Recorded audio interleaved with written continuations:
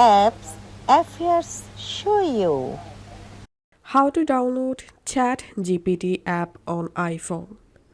The official chatgpt app is now available for iPhone in App Store. Here's how to install it.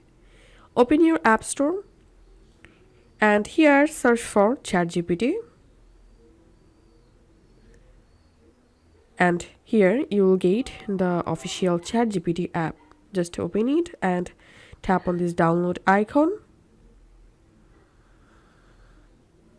Once it's downloaded, just launch the chatgpt app on your iPhone. And now, if you're first time on chatgpt, you can create a brand new account using your Apple ID or your Google account, or you can sign up with your email, or you can log in to your account here. So I'm going to sign into my chatgpt with my Google account. Tap on continue, and that's it. As you can see, I've successfully signed into my chatgpt account, and now I can easily use this chatgpt from my iPhone.